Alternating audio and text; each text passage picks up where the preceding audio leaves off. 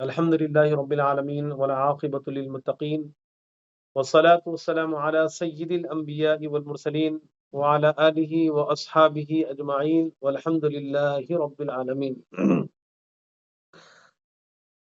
ایمانیات کا ذکر ہو چکا تھا، اب صحابہ کرام رضوان اللہ تعالی علیہم اجمعین کے متعلق گفتگو ہوگی۔ یہ وہ خوش نصیب حضرات ہیں، یقیناً ان کا مقام و مرتبہ اس قدر بلند ہے کہ ان کے ایک عمل کے برابر بھی ساری امت ان کے ایک عمل کے برابر نہیں ہو سکتی۔ اتنا بلند و بالا رتبہ ان کو اللہ تبارک و تعالیٰ نے عطا فرمایا۔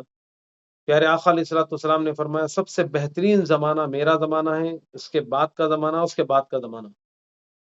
تو یہ تین زمانے سب سے بہتر قرار دیے گئے، اور صحابہ اکرام رضوان اللہ تعالی علیہم اجمعین، یہ صحابہ حضور کی صحبت میں رہنے والے خوش نصیب حضرات ہیں جو حضور کو اپنی آنکھوں سے ایمان کی حالت میں ایک لمحہ بھی دیکھ لیے تو صحابی رسول ہو گئے۔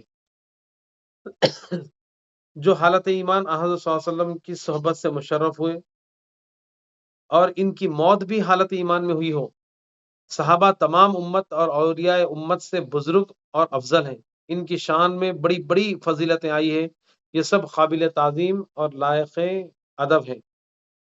صحابہ میں سب سے افضل 4 صحابی ہیں جو خلفائے راشدین کہلاتے ہیں۔ پہلے حضرت ابو بکر صدیق رضی اللہ تعالیٰ عنہ جو پہلے خلیفہ بھی ہوئے، دوسرے حضرت عمر فاروق رضی اللہ تعالیٰ عنہ جو دوسرے خلیفہ بھی ہوئے، تیسرے حضرت عثمان رضی اللہ تعالیٰ عنہ، چوتھے حضرت علی رضی اللہ تعالیٰ عنہ۔ اہل سنت الجماعت کی نظر میں یہی اسی ترتیب سے خلفائے راشدون ہوئے، اور مرتبے کے اعتبار سے بھی یہی سب سے بلند و بالا مرتبہ بعد، یعنی انبیاء کے بعد سب سے بلند و بالا رتبہ اس زمین پر ابو بکر صدیق رضی اللہ تعالیٰ عنہ کا ہے۔ پھر آپ کے بعد حضرت عمر فاروق رضی اللہ تعالیٰ عنہ، پھر تیسرے خلیفہ عثمان غنی، چوتھے خلیفہ اور علی رضی اللہ تعالیٰ عنہم۔ یہ اسی ترتیب سے خلفائے راشدین کہلاتے ہیں۔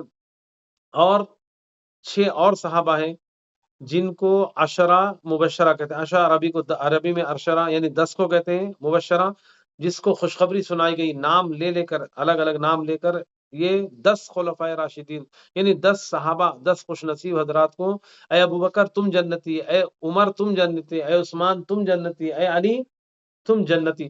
اس طرح حضرت طلحہ رضی اللہ تعالیٰ عنہ، حضرت عبد الرحمن بن عوف رضی اللہ تعالیٰ عنہ، حضرت زبیر رضی اللہ تعالیٰ عنہ، حضرت سعد بن ابی وقاص رضی اللہ تعالیٰ عنہ، اسی طرح حضرت سعید بن زید رضی اللہ تعالیٰ عنہ، اور ابو عبیدہ الجراح۔ یہ 10 صحابہ اکرام ہیں جن کو عشرہ مبشرہ کہا جاتا ہے۔ حضور صلی اللہ علیہ وسلم کی اہل بیت یعنی آپ کی اولاد، ازواج مطہرات رضی اللہ تعالی عنہم، یہ سب کے سب قابل احترام اور لائق تعظیم ہیں۔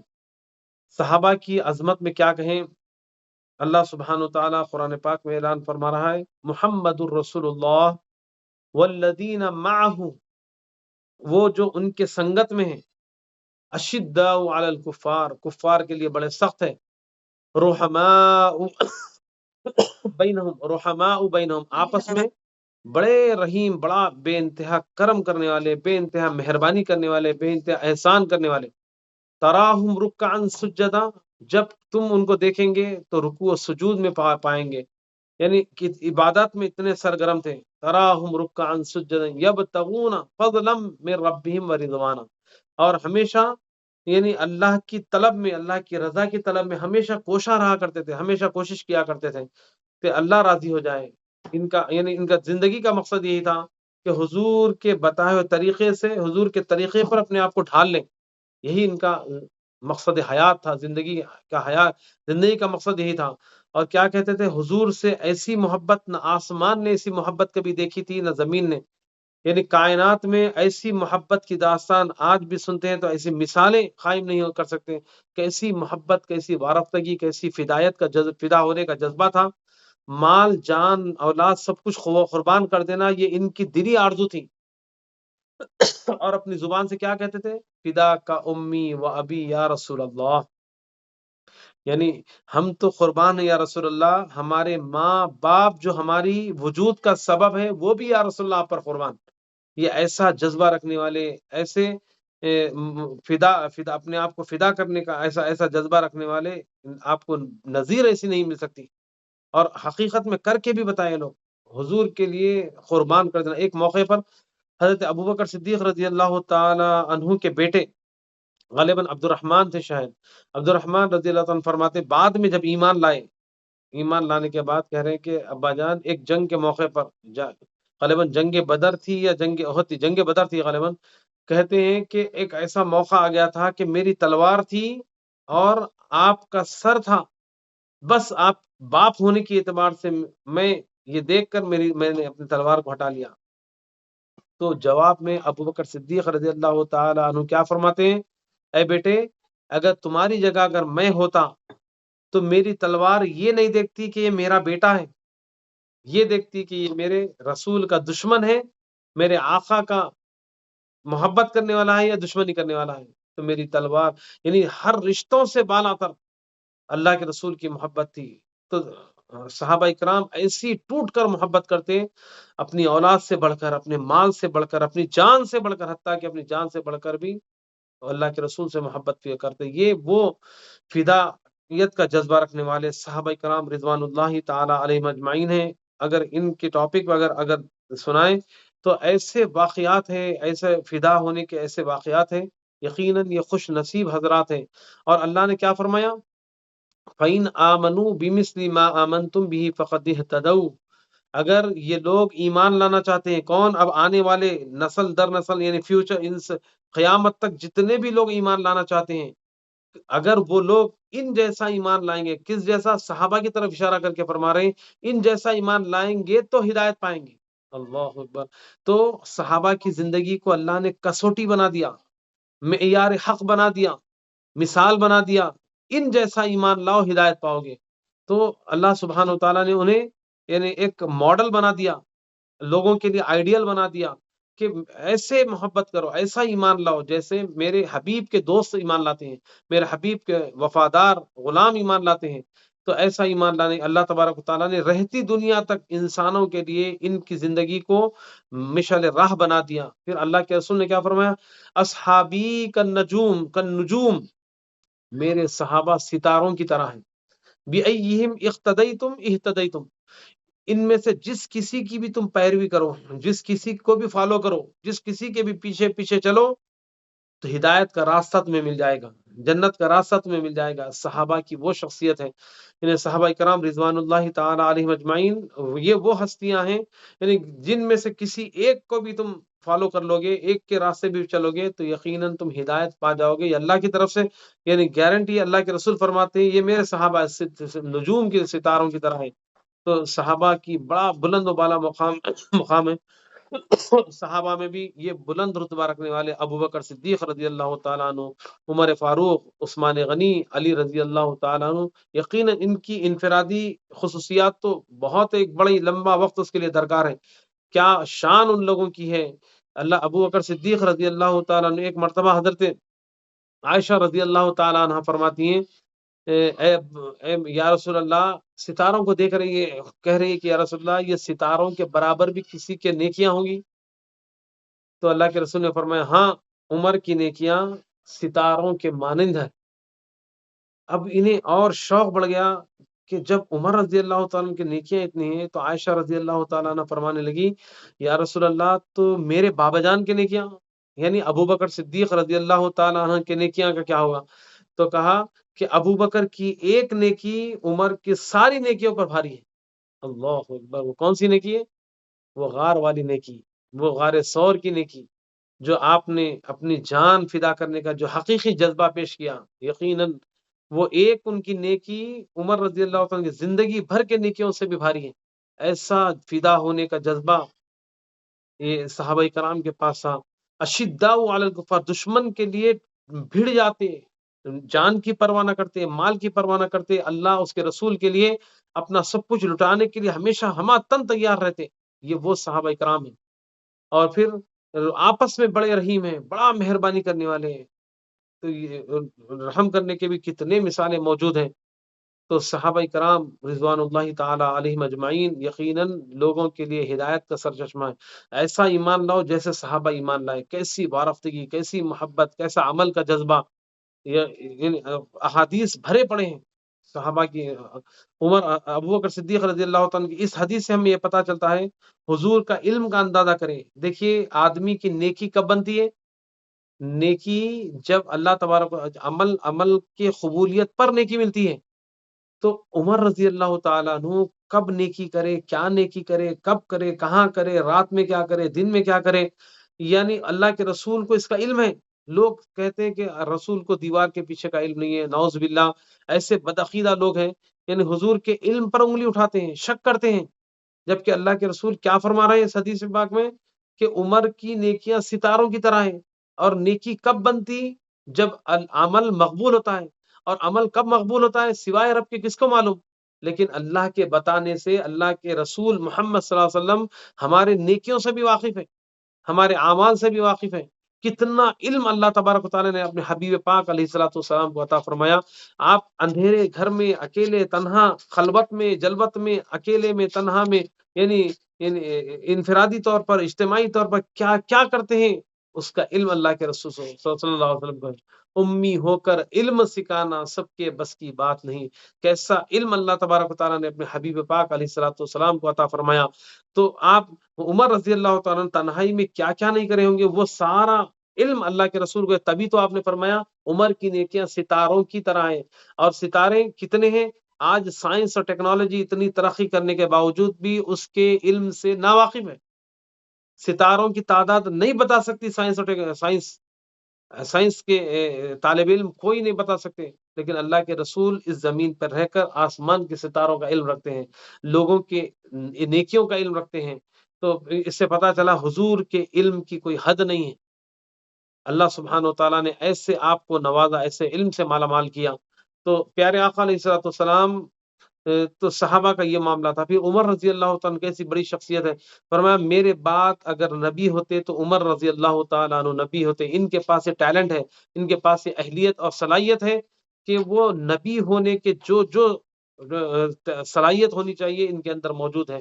عمر رضی اللہ تعالیٰ عنہ کے بارے میں فرمایا اللہ نے ان کی زبان پر حق کو جاری فرما دیا، چونکہ میں آخری نبی ہوں، میرے بعد کوئی نبی نہیں ہے، اس لیے میں آخری نبی ہوں، قرآن آخری کتاب ہے، یہ شریعت آخری شریعت ہے، اس کے بعد کوئی نیا پیغام، نئی شریعت، نیا دین آنے والا نہیں ہے۔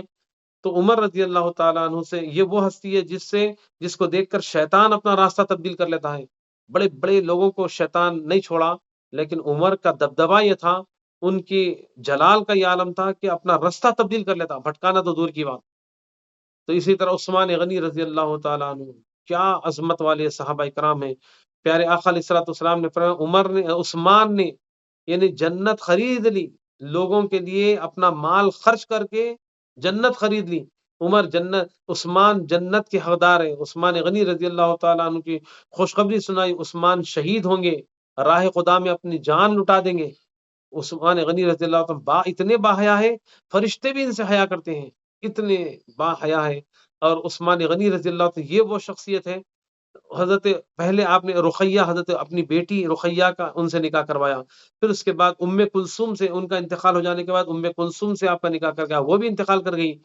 روایت میں آتا ہے کہ اگر اور میری بیٹیاں ہوتی، ایک کے بعد ایک انتقال کر جاتی، تو میں ان کے ساتھ نکاح کرواتا جاتا، میری بیٹیاں اور ہوتی تو یہ۔ اور عثمان غنی رضی اللہ تعالیٰ عنہ پوری کائنات میں تنہا ایک شخص ہے جو ایک نبی کی دو بیٹیوں کے شوہر ہیں، یعنی پورے آدم علیہ السلام سے پوری انسانی ہسٹری میں اگر دیکھ لیں گے کہ ایک نبی کی دو بیٹیوں سے کسی نے نکاح کیا تو وہ تنہا عثمان غنی رضی اللہ تعالیٰ۔